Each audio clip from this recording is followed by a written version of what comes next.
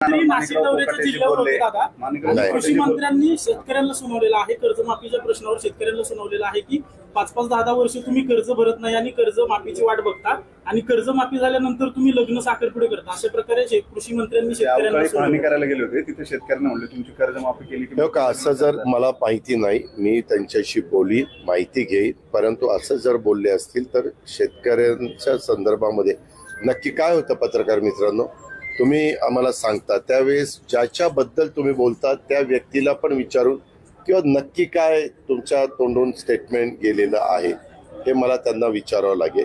पण एक गोष्ट खरी, कुणी आम्ही काम करत असताना शेतकरी असेल किंवा महाराष्ट्रातले कुठल्याही व्यक्ती असतील, आम्ही ज्यावेळेस विश्वस्त म्हणून जनतेने आम्हाला निवडून दिलं असतं 5 वर्षाच्या करता आणि आम्ही सरकारमध्ये काम करत असतो, त्यावेळेस आपलं वक्तव्य हे फार विचारपूर्वक आम्ही सगळ्यांनी त्या ठिकाणी केलं पाहिजे. कारण नसताना नाहक असं कोणी लाईटली बोलून कुणाला दुखवण्याचं काही कारण नाही. कारण तो लाखाचा पोशिंदा आहे.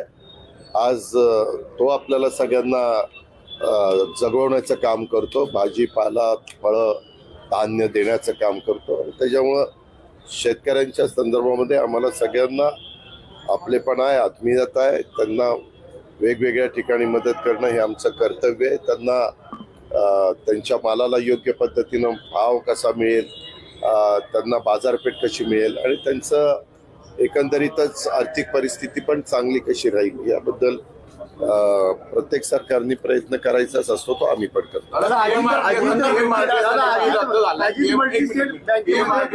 मोठा घोटाळा झालाय, अनेक ठेवीदारांना त्या ठिकाणी अडचणी आली. ते आज नाही झालं, त्याला बरेच वर्ष झाली. आपण फार उशिरा सांगताय. 1 मिनिट, आता नाही रे बाबा, जवळपास माझ्या माहितीप्रमाणे 8-10 वर्ष झाली, 8-10 वर्ष. आणि त्याच्याबद्दल जी काही कार्यवाही असती सहकार विभागाकडनं ती सहकार विभागाने केली पाहिजे. ते सहकार विभाग करेल. त्याचं कारण असं आहे, आजच माझ्याकडे एका पतसंस्थेच्या बद्दल सहकार आयुक्त सर्किट हाऊसला आलेले होते आणि त्यांना मी सांगितलेलं होतं की ठेवीदारांच्या ठेवी देण्याच्या करता ज्या काही मॉर्गेज केलेल्या प्रॉपर्टी आहेत त्या ताब्यामध्ये घ्या, त्याचं 101चं प्रकरण करा आणि ताब्यामध्ये घेऊन त्या तुम्ही लिलावात काढा. आणि तशा पद्धतीनं त्यांनी मला यादी पण दाखवली, लिलावाची तारीख त्यांनी डिक्लेअर केलेली आणि त्याच्यातनं ते पैसे घेऊन आपण त्या संस्थेच्या ठेवीदारांचे पैसे परत करणार आहोत.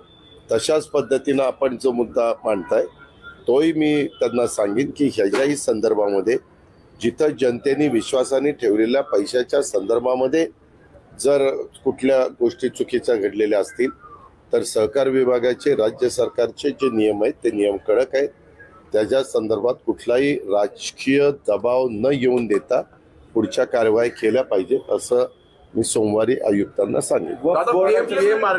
डीपी तो रद्द झाला, प्रारूप आराखडा त्याच्यामध्ये गडबड झाली होती म्हणून रद्द झाला की काय नेमकं? त्या संदर्भात पत्रकार मित्रांनो आपल्यालाही माहिती आहे, बरंच काही दोन्ही उलट बातम्या ह्या पहिल्यापासून त्या ठिकाणी चाललेल्या होत्या आणि ह्या वेळोवेळी मुख्यमंत्र्यांच्याही कानावर गेल्या आणि मुख्यमंत्री आज त्याचे अध्यक्ष आहेत आणि ह्या सगळ्या बातम्या गेल्यानंतर माझे पालकमंत्री म्हणून माझ्याही कानावर अशा प्रकारच्या बातम्या यायच्या की दादा काही ठिकाणी चुका घडलेल्या आहेत, काही ठिकाणी बिल्डरांच्या असणाऱ्या जमिनी ह्याला व्यवस्थितपणे तिथं डीपीमध्ये कुठलंही रिझर्वेशन टाकलं गेलं नाही, मात्र शेतकऱ्यांच्या जमिनीवर टाकलं गेलंय.